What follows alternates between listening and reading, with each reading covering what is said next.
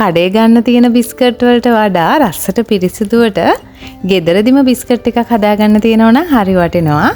ඉතින් මං අද අරගෙන ආවේ මේ විදිහට හරි ලේසියෙන් හදාගන්න පුළුවන් බිස්කට් රෙසිපි එකක්. වැඩි අමුද්‍රව්‍ය ප්‍රමාණයක් ඕන වෙන්නේ නැහැ.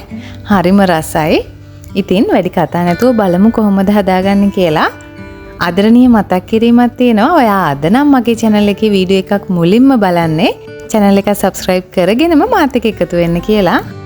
මුලින්ම ටිකක් ඉඩ තියෙන භාජනයකට සීනි කෝප්ප කාලකුයි බටර් හරි මාජරින් හරි කෝප්ප කාලක් එකතු කරගන්න. මෙෂරින් කප් වලින් තමයි මම අරගෙන තියෙන්නේ.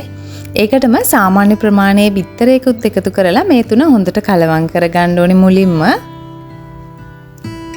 බටර් හරි මාජරින් හරි ගන්නකොට කාමර උෂ්ණත්වයේ තියෙද්දි ගන්න මතක ඇතුව. එහෙම නැත්නම් මේකේ පදම වරදින්න පුළුවන්.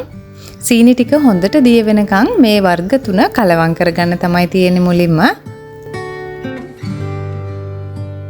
මෙන්න මේ ගානට බටර් ටිකක් දිය වුණාට පස්සේ ඔයාලඟ තියෙනවා නම් වැනිලා තේ හැඳි එකක් විතර එකතු කරගන්න පුළුවන්. ඒ වගේම ලුණු තේ හැඳි කාලකුත් මම එකතු කරගත්තා. කෝන් පිටි මේස හැඳි එකයි. පාම් පිටි කෝප්ප එකක් එකතු කරගත්තා. ඒ වගේම පිපුම් කාරකයක් විදිහට බේකින් සෝඩා මේස හැඳි භාගයයි බේකින් පවුඩර් මේස හැඳි භාගයයි දේ වර්ගයෙන්ම එකතු කරලා තියෙනවා. මේ ටික සේරම දාලා හොඳට කලවම් කරගන්න. මං වතුරවත් කිරිවත් මුකුත් එකතු කරගන්නේ නැහැ.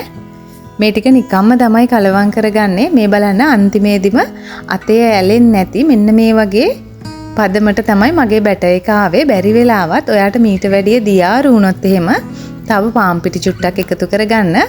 එහෙම නැත්නම් මීට වැඩිය ගන්නට ආවොත් ෆ්‍රෙෂ් මිල්ක් ටිකක් හරි පිටිකිරි ටිකක් හරි දිය කරලා ඔයාට එකතු කරගන්න පුළුවන්. මේ ගානට කලවම් කරාට පස්සේ මම චොක්ලට් බෝල ටිකක් එකතු කරගත්තා. ඔයාලඟ තියෙනවා නම් වියලි මිදි හරි චොක්ලට් චිප්ස් වගේ දෙයක් වුණත් එකතු කරගන්න පුළුවන්. ඒකත් දාලා හොඳට කලවම් කරගන්න. මේ වෙලාවේදී ඔයා oven එක free heat වෙන්න දාලා තියන්න. සෙල්සියස් අංශක 160න් විනාඩි 10ක් free heat වෙන්න දාලා තියන්න. දැන් හදාගත්ත ඩෝ එකෙන් පුංචි කොටසක් අරගෙන ඒක බෝල කරලා තැටිය මෙන්න මේ විදිහට තියලා පොඩ්ඩක් පැතලි කරගන්නවා. මේක non stick තැටියක් නිසා මම මේකට බටර් ටිකක් ගාලා ගත්තේ. එහෙම නැත්නම් තෙල් කඩදාසියක් දාලා ගන්න ඔයාලා. දැන් හරි මේ ටික බේක් කරගන්න තමයි මම යන්නේ. සෙල්සියස් අංශක 160 උෂ්ණත්වයෙන් විනාඩි 20ක් 25ක් විතර වලට බේක් කරන්න පුළුවන්. ඔයාලඟ oven එකක් නැත්නම් පත්තුල ඝනකම භාජනයකට මෙන්න මේ වගේ කූලින් රැක් එකක් යටින් තියලා ඒක උඩින් අපි හදාගත්ත බිස්කට් ට්‍රේ එක තියලා හොඳට වහලා ලිපේ උනත් ඔයාට බේක් කරගන්න පුළුවන්. මේ තියෙන්නේ මම oven එකේ බේක් කරලාගෙන ආපු බිස්කට් ටික.